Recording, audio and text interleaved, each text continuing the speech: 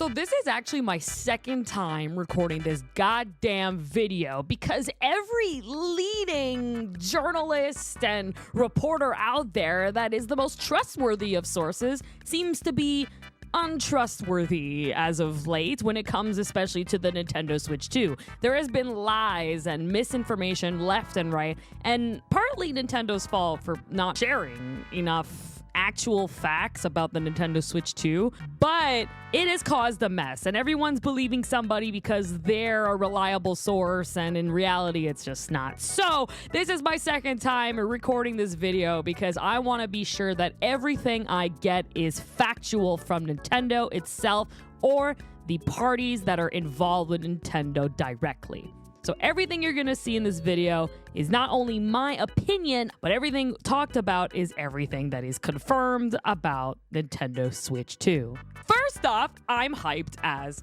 hell, okay? The console itself, there has been multiple releases of portable PCs over the past 5 years. Nintendo Switch back in 2017 kind of launched this entire new era for PC handheld gaming, right? We got, the Valve Steam Deck, we got Lenovo Legion Go, we have Asus ROG Ally, etc., that have made the market and obviously is not mainstream, so it's not gonna be that popular compared to something as casual and as mainstream as Nintendo Switch. So we're all really excited to see that this is the first time Nintendo is playing with the big boys in a way since the Gamecube in terms of power. Now, it's not as powerful, not nearly as powerful as, let's say, the PS5 or Xbox Series X, but a quote that I like to use a lot from Nintendo themselves way back in the day about how hardware is going to cap, right? Eventually we're going to get to a point that graphics are not going to matter. It's going to look very much the same at some level, right? There's just so much better they can get with graphics before it turns to an actual movie. And I don't know about you guys, but I like CGI. I like animation. I don't want my game to look like real life. I want it to look and feel creative and colorful and imaginative. That the whole point of gaming, for me at least, is to escape the reality, right? I want to play my games, especially Nintendo. Nintendo has always been this very goofy, very creative, imaginative, no one can replace kind of gameplay style across all genres. And I don't want that to change.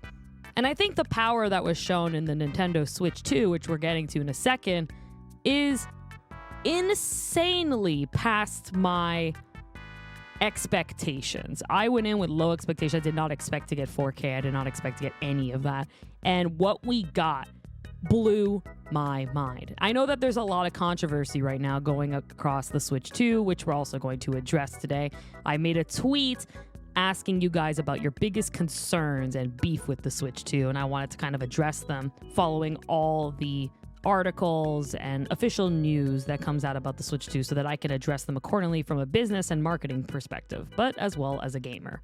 So let's talk about the console itself. There is one color, being black, which I think is great. Less decisions for me to make, the better. It's got 2 USB ports, which is a big thank you from Jesus himself. God is good, because I can not only charge my console, but I can continue to play it. And that's going to be a big deal because the Switch 2 only lasts 2 to 6.5 hours, depending obviously on the type of gameplay and settings you have for it, especially if you're playing Switch 1 games on Switch 2 or the new big load of chunky games. It's not going to last as long. This matches the exact same battery life as the original Switch. I saw some people giving it huge backlash. I think they need to get over themselves. I think this is the same amount of time as these giant PC handhelds that are way more powerful than the Switch 2. So I think people need to cut them some slack, and I think this is a great thing, especially if you can charge with a USB-C cable wherever you are, no matter what. Like, you just bring an extra battery charger like you have for your phone anyway. So it's just like power supply to go is just not an issue anymore. You should be having this by now. Now, what's new with the console, of course, comes down to the Joycons. And I want to get into a little bit on that later.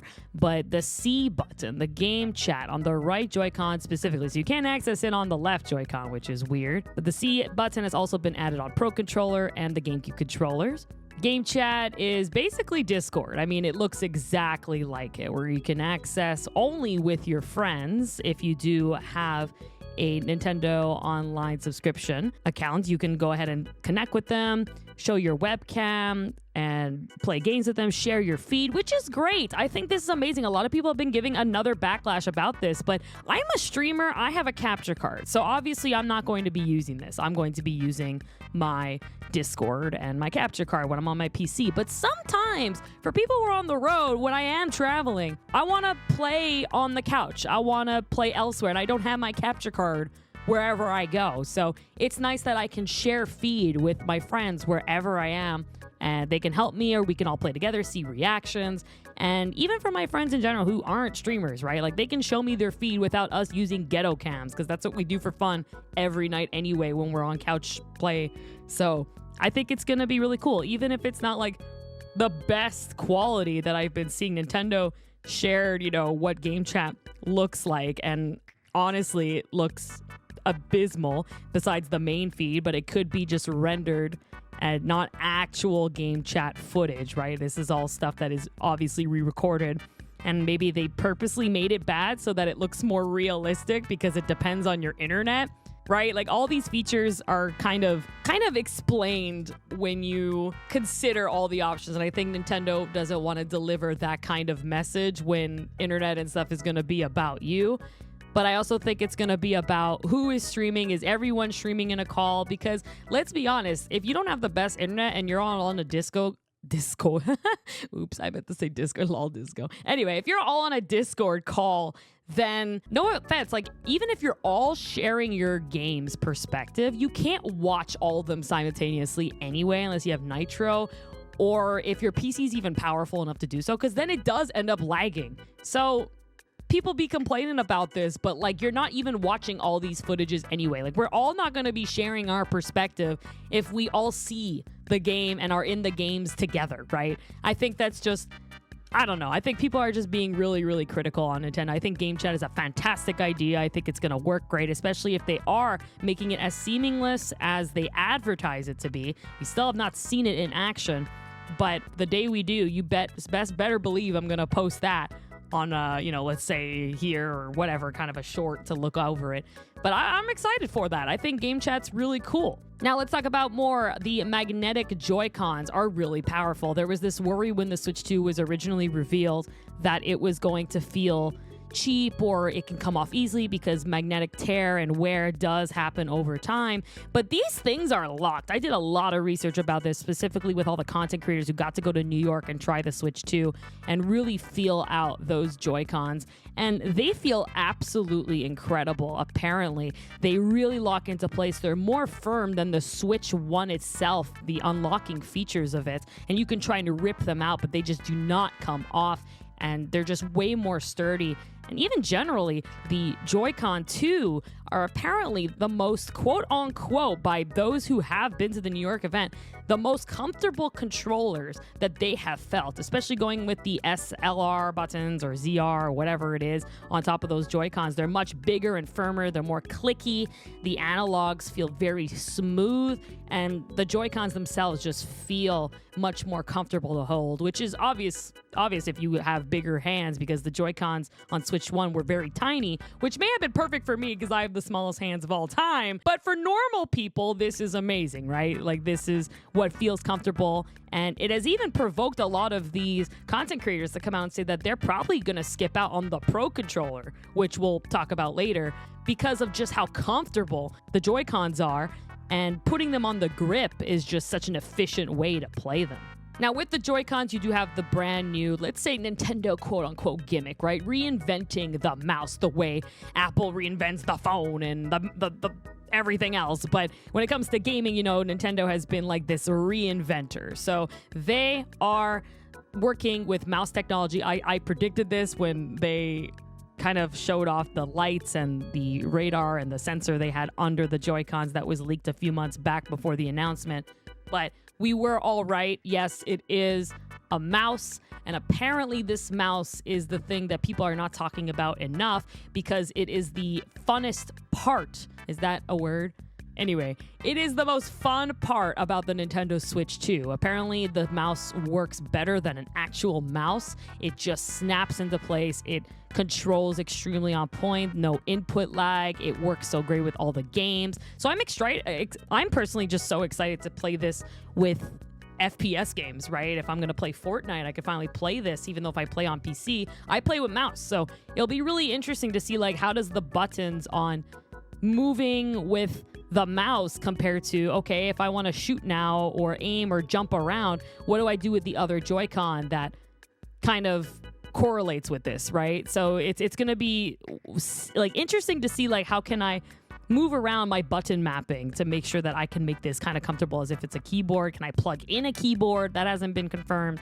So kind of this weird take on making my Switch 2 into a PC in a way, a PC handheld. Get it? Oh my God, look, full circle.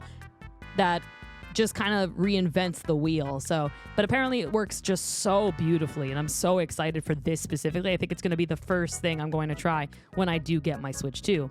I was really worried about, my brother brought this up, shout out to Sosor, but my brother brought up this very big concern about how, like, when you're using the mouse mode, you know, you're rubbing that over and over the Joy-Con on a table or wherever you are, and that's going to scratch the Joy-Cons underneath, right? Like, you are constantly going to be back and forth on this rough table. Aren't you worried about breaking your Joy-Con? And luckily, Nintendo already provided an answer for that because it does come with Joy-Con grips, and these grips go underneath and provide kind of a rubber feel, but a very smooth, protective feel to the mouse so that your Joy-Cons don't get affected, they don't wear, they don't tear, and they won't get scratched, most importantly. So that's pretty great to hear. I do want to talk about drift. So we know that the generation with the Switch, the PS4, and the Xbox One specifically all had these manufacturers that were developing their controllers, and all of them had drift issues.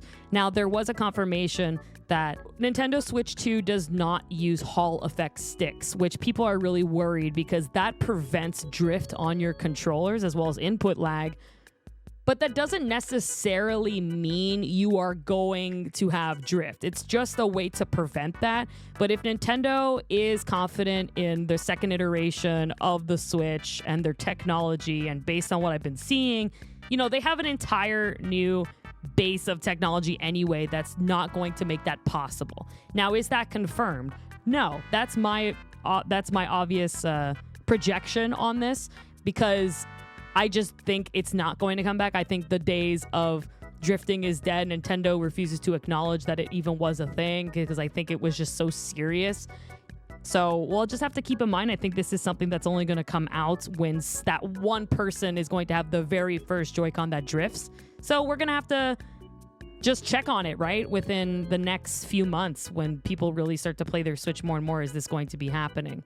Now let's talk about that screen. Oh my God, a 7.9 inch screen. They couldn't do one more inch, but you know, I get it because, my God, you're going to mess up this beautiful layout. Just LCD touchscreen, HDR up to 120 frames per second docked. And when it's undocked, it's still 1080p, 120 hertz refresh rate. Jesus Christ, when they showed this on the Direct, I was like, wait a minute, because we had some confirmation a few months, even maybe a year ago, that the Switch 2 was not going to go more than $500, right? Like, we were like, oh, that's amazing, yeah, because Nintendo has always been so budget-friendly. Yippee-ki-yay. Let me tell you, bro, when they showed this specific information, okay? When they showed LCD touchscreen, HDR, and 120 frames per second, and they talked about refresh rates on HZ and 4K support, I'm telling you, bro, I think you could see it in my reaction video. I got hyped, not because of, you know, the amazing graphical capability and performance we're gonna get, but I was coping because I knew right away, bro, that this was going to be, at least in Canada, a $600 machine. You cannot find this kind of tech for that small of a system for under $500. I'm telling you now. So talking about the price we're going to get into later, but $450, like, I'm sorry, I'm going to say it right now, that is not an absurd price. And again, I'm going to compare it and talk about inflation, all that stuff later on, because this is an analysis video. But as soon as you had these specs, okay, people have been complaining about Nintendo for years. They're like, Nintendo doesn't, look how bad these games run on the Switch. Like, bro, you asked for a powerful Switch 2. This is what you got. This machine is extremely powerful. So you got it. You got what you want, but you have to pay for it. So people are like, yo, oh my God, Doug Bowser just did the whole like Xbox One thing of, well, if you can't afford the Switch 2, we have the Nintendo Switch available. Like, well, bitch, yeah, I mean, you asked for it. So if you don't like it, he's absolutely right. You can go back to the Nintendo Switch and play all your games that you want to do, your Animal Crossings and your Tetris and whatever, and be happy. But if you want to play with the big boys, yo, save up. This is not that bad, and we'll get into that later. So let's talk about the dock a little bit. The dock actually is, okay, of course, 4K support, but it's not just a piece of plastic. This thing is sturdy, man. I've been watching videos about it and just staring at this dock. It's a machine, okay? I'm always worried, like I've been playing, Smash competitively for so long, and at tournaments, this piece of plastic has been holding my Nintendo Switch and has been connected to all of our controllers and such, and there's so many times where when one person yanks their controller, the whole dock tips over, the Switch falls out, and maybe even like scratches or breaks or whatever. That's just not the case anymore. You can see how sturdy this thing is. Not only does it not open, but it is just heavy. This thing is a brick. It also has a fan inside to cool, obviously, the big impacted games like Metroid and Zelda and such on this system. But it's a big beefy boy. So this is this is amazing. Like, I'm very happy with this because not only is it the beefy boy with a fan, but it's only $10 more than the actual Switch 1 dock, and it comes with more. It has an Ethernet port finally coming back from the Switch OLED dock, which was just in a horrible place because that port on the back where you open is just always falling off so easily. Those are the weakest damn pieces of plastic I've ever seen. Ultra HDMI high speed is to support 4K resolution. You can use your regular Switch HDMI or any other HDMI, but you won't be able to use the HDR/4K and 120 frames per second if your HDMI does simply not support it. So just keep that in mind. Or your TV, right? If you don't even have a 4K TV, then this shouldn't matter anyway. Now, the internal storage is 256 gigs. A lot of people were asking, Kels, is this enough? I was celebrating because, yes, for a standard system for your first year of gaming, I do think this is enough. For your first year of Nintendo Switch 2, I think this is enough. I did do some research as to how large are the games on Nintendo Switch 2 going to be. And let's be honest, guys, if you have a PC, you are getting Nintendo Switch 2 to play the games portably, or you are getting the Switch 2 to play Nintendo first-party titles. Mario Kart, Smash Brothers, Zelda, Kirby, Pokemon, etc., etc. So think about how often these kinds of games come out. What? Once every 3 to 6 months, right? So you got to really think about your catalog. Now, based on what I've been researching, games are roughly 5 to 8 gigabytes, and there are some that are 30 gigabytes, like Mario Kart having 20. So it's going to fill up pretty quickly depending on the type of gamer you are. I do highly recommend getting the SD card express expansions to upgrade your memory, because this is going to be very hard to get on Amazon. Okay, guys, with the tariffs coming in the next 3 months, the price is going crazy in technology, and Nintendo will brand this, okay? Like, they're going to have their own branded micro SD cards, so this is going to sell out, but it's also going to be more expensive because you're paying for the brand. So if you do have that money right now, it's about $50 to $200 if you're going for a terabyte, but if you're just going to maybe ask for another 200 gigs, you're paying about $70. So I recommend everybody, like right now, pause the video, go on Amazon, and just secure that immediately. And I'm not the first content creator to say this. I agree with them. So get this right away. It's not just the micro SD card, it's the micro SD Express cards. So lock that shit in. The new stand on the Switch 2 is beautiful, bro. It reminds me of the fact that I am not flexible at all. And if I want to learn Pilates, I'm going to learn from my Switch 2. It goes 150 degrees down and around. It really extends itself beautifully. It doesn't. And from what I've been seeing on content, this thing is sturdy, okay? It looks like just this little piece of plastic, but it is bulky. I love this because I'm always like on the go, so I'm not just holding the stand up, okay? Like I want to play it at very different angles. I'm on different heights of desks, and sometimes I'm standing, sometimes I'm on a plane, and I can never find the right amount, even with the Switch 2 OLED stand. It just doesn't come off great at all. But this is exactly what I need. So thank you, Nintendo. I love you. I want to talk about the camera a little bit. They did confirm that, yes, they will be selling USB-C Nintendo branded cameras that they did show in the trailer. It's actually $49.99 for a 1080p camera. I mean, I think that is the cheapest webcam I've ever seen in my life, to be honest. So that's a great price. You can use any type USB-Cs into your Nintendo Switch 2. That was confirmed. So if you have a webcam, an extra webcam, you can simply just plug it in. That's great. You can leave it on top of your TV if you want to, and just leave it connected to that dock, and you're good to go. We got the Pro Controller and the Gamecube Controller. First off, this is the first Pro Controller from Nintendo that I am not buying on launch. It's $180. It's $10 more than the Switch Pro Controller, which is fine. That's normal. And it's absolutely beautiful, by the way. That shit looks futuristic. It's like the Xbox Series X controller and the PlayStation 5 controller had a baby. That's what it feels like. It looks like. People are saying it's the most comfortable analogs they've ever felt. It feels very smooth and responsive. It shakes all around. It twerks better than Miley. It has HD rumble, motion controls, amiibo functionality. It's got capture C button. It even has GL, GR buttons to map yourself. And it has an audio jack. Holy mother of God. But that's barely anything improved from the first Switch controller. Maybe no drift. That would maybe be a good selling point. They could have started with that. But the biggest thing that got me is there's no off button.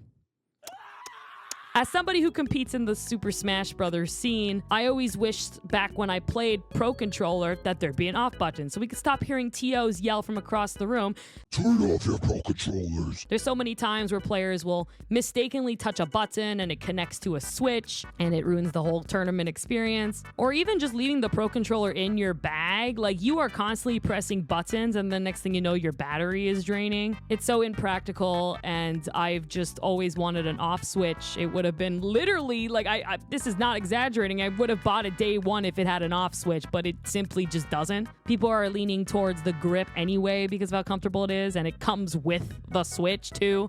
So probably just going for that instead, honestly. And then I'm gonna go with my GameCube controller, obviously for tournaments and for everything else, because even though this GameCube controller has been said to work exclusively to the Nintendo Classics NSO, like they said for anything else, the N64 one, the NES one, the SNES one, they've always done this, but it's always worked for every other game. Why they don't clarify this, why they don't advertise that, I don't know. Probably because they want you to buy more things and more controllers that you don't need, because that's the beauty of the gaming industry and business, bitch. Anyway, so I'm going to be getting the GameCube controller for sure. I was really worried at first it was going to be like this third-party cheap feel to it, but then I started realizing and remembering that all of the controllers Nintendo has reproduced for the NSO has been very high quality, very replicable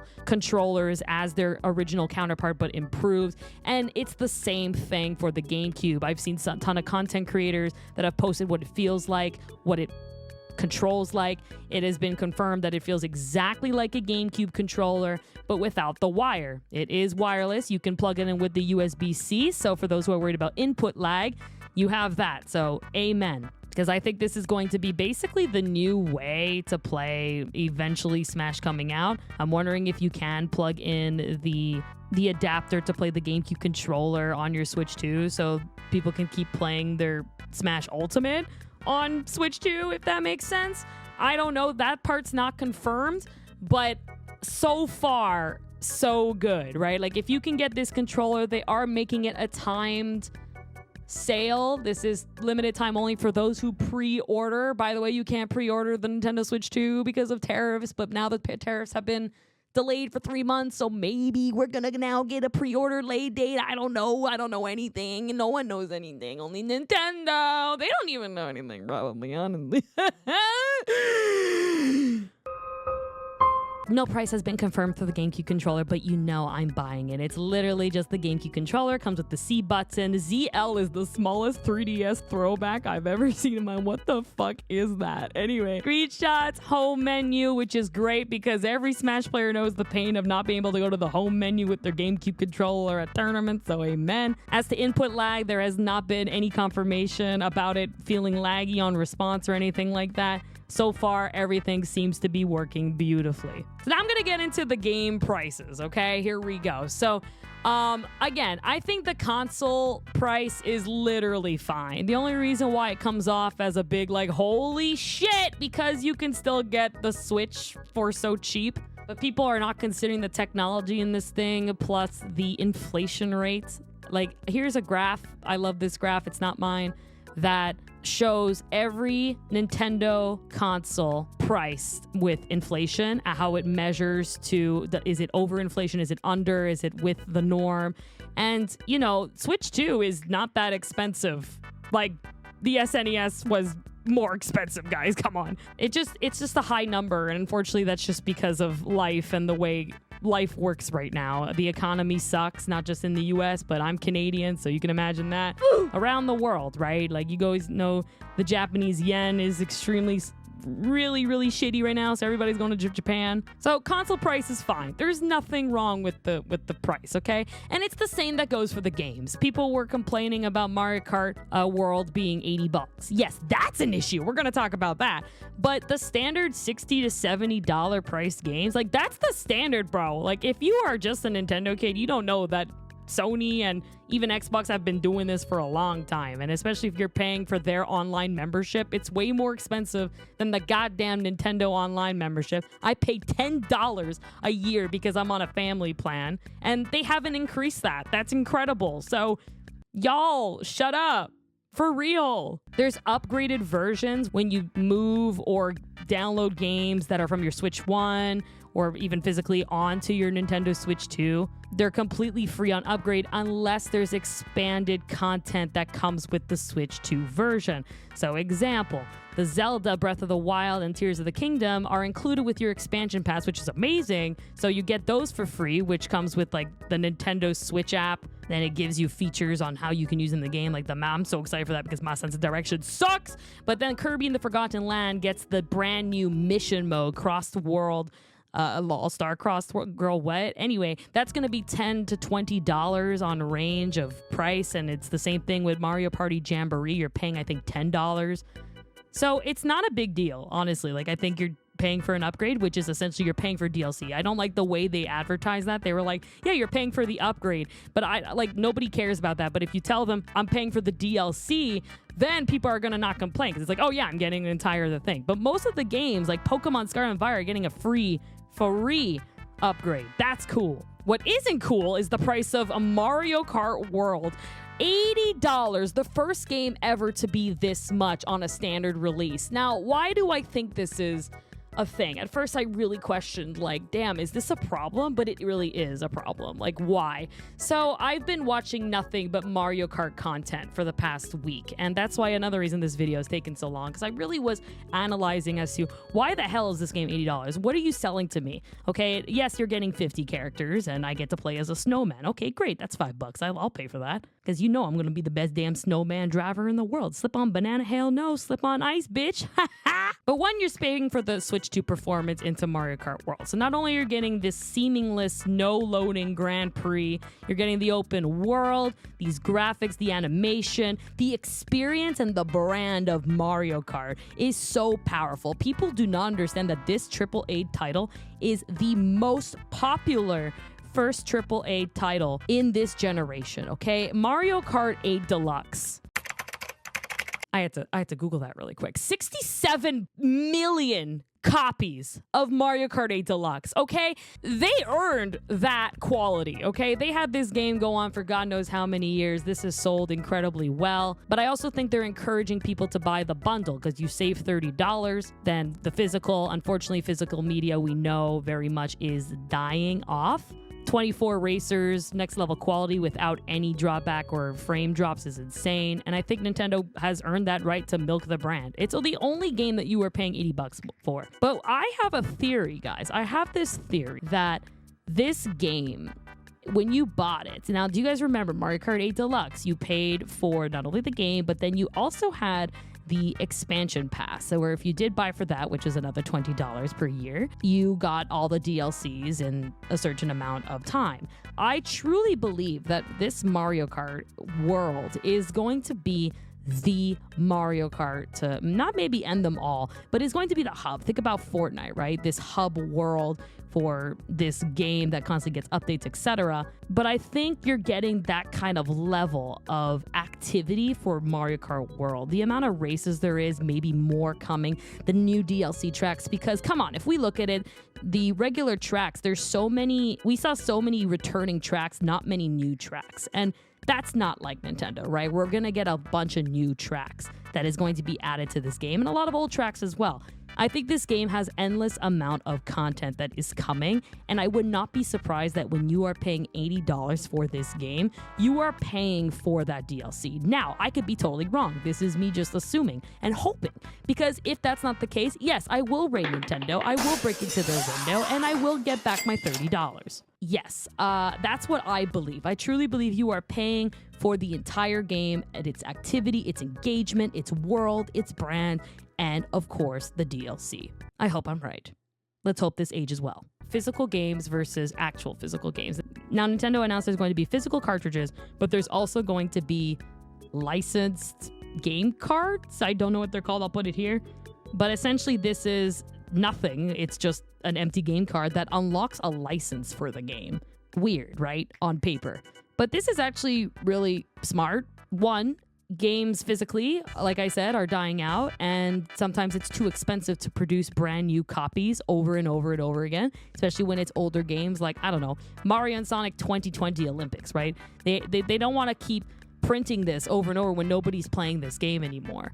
So having this game card physically or just on this helps save them a little bit of money to produce that. And it's also still shareable. I was actually very worried of like, okay, if I get this, can I still play this game card on another Switch 2? Can I bring this to my friend's house and play this on this? Yes, you can. It still works exactly like a physical game. The only difference is that you are installing the game on your Switch 2. It is directly installing, then you don't have to use that game card, and you can still unlock it on whichever Switch 2s you want, etc., etc. Where the physical game, everything's on, of course, the game card. If you want to play that game, you have to enter that Switch 2 physical cartridge. Now let's talk about physical versus digital games. There is a lot of misunderstanding as to why is the digital games cheaper than physical. This is false. Looking into it, the games physically and digitally, like always, are the exact same price. The only region that this is different in is UK and other parts of the world because of their digital laws and shit that I won't get into here. But you can look into that.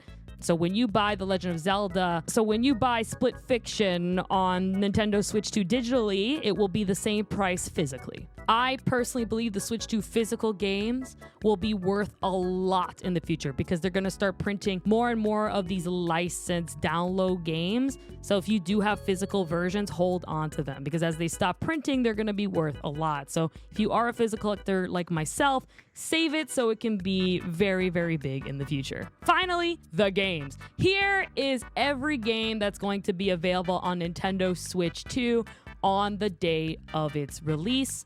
Now, here are the games that are going to be available that are exclusives to the Nintendo Switch 2, in case you were wondering. As for me personally, I will obviously have the GameCube games available. I have never played these games except for Wind Waker on Wii U, so I'm very excited to be owning them finally since the GameCube games are ridiculously expensive to find. Though I do think with this announcement of the GameCube games on Nintendo Switch 2, prices of GameCube games will hopefully start going down a bit. I am so excited for Kirby Air Riders later in the year. I'm obviously going to get Mario Kart World on launch, and I'm including Donkey Kong Bonanza as a launch game because it comes out literally 1 month later after its launch, so it's kind of right there. It just needs a little time to be perfected. And I'm dying to play Tears of the Kingdom for the first time ever. I'm happy I waited because I'm going to play this on the Switch 2 with the Nintendo Switch app to use the map and all of that beautiful expansion pass stuff I get with my membership. So I'm happy I waited and I didn't play it yet. Obviously, you have your entire Switch collection too that gets an upgrade onto the Switch 2. Anyway, I'm going to be paying over $850 Canadian, and even if I'm not complaining about what these prices are,